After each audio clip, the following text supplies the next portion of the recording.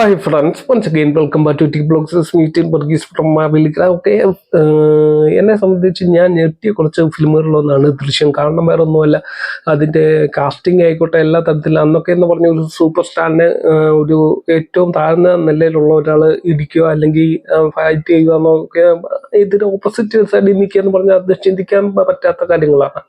Okay, പിന്നീട് നടത്തുന്നത് ചരിത്രമാണ്. അത് മലയാളത്തിൽ തന്നെ ഏറ്റവും വലിയ ഹിറ്റുകളിൽ ഒന്നായി. അത് പിന്നെ പല ഭാഷകളിൽ റീമേക്ക് ചെയ്തു. അത് ഇന്ത്യ കടന്ന് പല രാജ്യങ്ങളിൽ പോയി പോവുകയുണ്ടായി.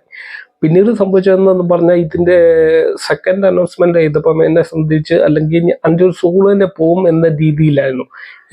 പക്ഷേ സെക്കൻഡ് ഇവിടെ നമ്മുടെ മലയാളത്തിൽ മാത്രം OTT വരികയും അത് എന്നെ സംബന്ധിച്ച് ഞാൻ കണ്ടപ്പം എൻ്റെ പൊന്നോ വേറെ ലെവലായിട്ട്. പിന്നീട് വരുവാണെങ്കിൽ ദൃശ്യം 3 ഇപ്പം അനൗൺസ്മെന്റ് ചെയ്തേക്കുന്നു. ടു ബി ഫ്രാങ്ക്, മോഹൻലാലിൻ്റെ ബാക്കിയുള്ള ഫിലിംസുകളൊക്കെ എന്ന് പറഞ്ഞാൽ വളരെ പത്തറ്റിക്കായിട്ടുള്ള ഒരു ഫോർമാറ്റിലൂടെയാണ് കടന്നു പോയിക്കൊണ്ടിരിക്കുന്നത്. ഈവൻ ബറോസ് അടക്കമുള്ള. ഇനിയിപ്പോൾ ആ കൂടെ ഉള്ള ഒരു പിടിപിടി എന്ന് പറയുന്നത് ദൃശ്യം 3 ആണ്.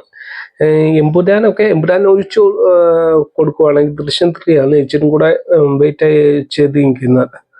Okay, anyway, waiting for Jitu Joseph Magic.